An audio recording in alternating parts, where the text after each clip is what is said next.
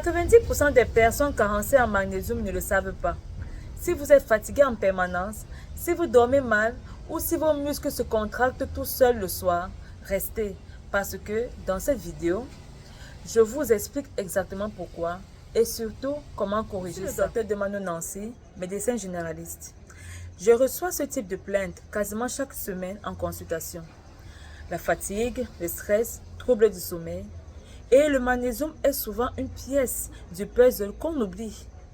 Dans cette vidéo, je vous montre les 5 signes de carence à connaître, pourquoi cette carence est aussi fréquente aujourd'hui et comment agir concrètement. Pourquoi la carence en magnésium est si fréquente de nos jours? Premièrement, nous vivons actuellement d'une alimentation moderne appauvrie en magnésium. Nous mangeons beaucoup d'aliments transformés et même les sols d'où proviennent nos nutriments, mais nos aliments aujourd'hui sont des sols déplétés en nutriments. Les sols sont déjà épuisés. La valeur nutritionnelle qu'on reçoit des repas provenant de nos sols ou bien des aliments provenant de nos sols n'ont plus les mêmes valeurs nutritionnelles qu'il y a de cela 50 ans. Deuxièmement, le stress chronique. Sachez que le stress chronique augmente les besoins de magnésium et aussi ça amène l'élimination urinaire de magnésium. Sache que plus tu stresses, plus tu perds du magnésium. Et plus tu perds du magnésium, plus tu vas stresser.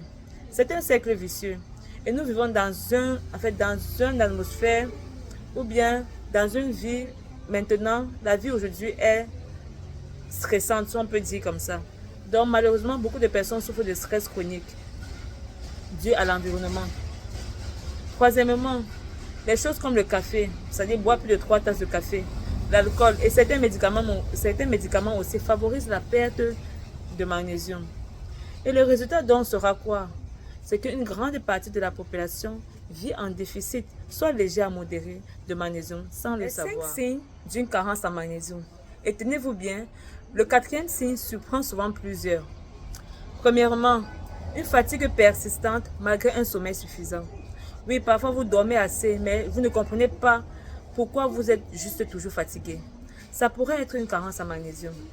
Deuxièmement, vous avez des crampes ou des contractions musculaires, surtout nocturnes, des crampes au niveau de vos mollets, surtout la nuit, ou bien d'autres contractions musculaires, type contraction des paupières. Parfois, vous sentez les paupières se contracter comme ça. Ce sont des signes probablement d'une carence en magnésium.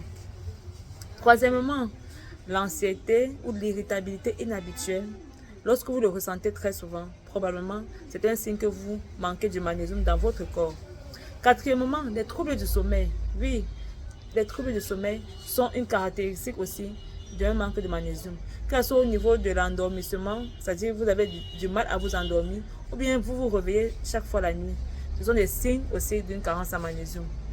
Cinquièmement, vous pouvez aussi avoir des maux de tête ou des tensions cervicales récurrentes. Ce sont des signes parfois d'une carence en magnésium. Voici 3 erreurs fréquentes que les gens font souvent. Premièrement, prendre n'importe quelle forme de magnésium. Sachez que toutes les formes ne se valent pas.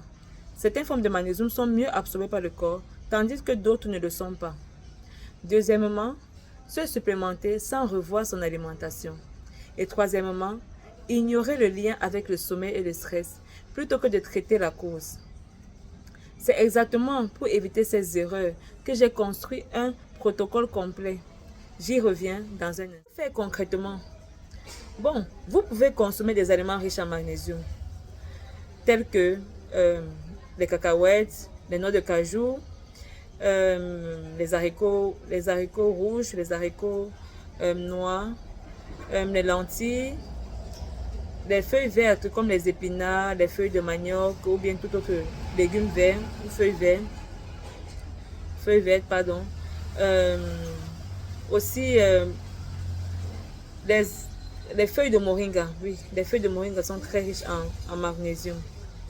Notez ici que c'est la régularité de la consommation de ces aliments qui est important et non la quantité ponctuelle, c'est-à-dire la quantité que vous prenez en un coup. Il faudrait le manger de façon régulière. Ce n'est pas que vous prenez une grosse quantité et puis aujourd'hui et puis après 3 jours encore, non. Mais manger fréquemment ces aliments riches en magnésium. Sachez aussi que toute supplémentation doit tenir compte du contexte individuel. D'accord? Chaque personne est individuelle. D'autres personnes ont des problèmes, des problèmes de la fonction rénale. D'autres sont sous certains types de médicaments. Donc, vous n'allez pas prendre le magnésium, c'est-à-dire la supplémentation de magnésium, c'est-à-dire les compléments alimentaires de magnésium, comme quelqu'un qui n'a pas ces problèmes-là. C'est pour cela qu'il faut toujours parler à votre professionnel de santé avant de commencer toute supplémentation. Car il est important de connaître, chacun doit connaître son contexte personnel ou bien particulier. Tout ce que je viens de vous expliquer, c'est la base. Mais beaucoup de gens vont se demander, ok docteur, mais concrètement, je fais quoi? Dans quel ordre? À quelle dose? Pendant combien de temps? Alors, c'est exactement pour ça que j'ai créé mon guide complet sur le magnésium. Vous y trouverez le protocole détaillé, les formes de magnésium. Sachez que les formes ne se valent pas, comme j'ai dit tantôt dans la vidéo.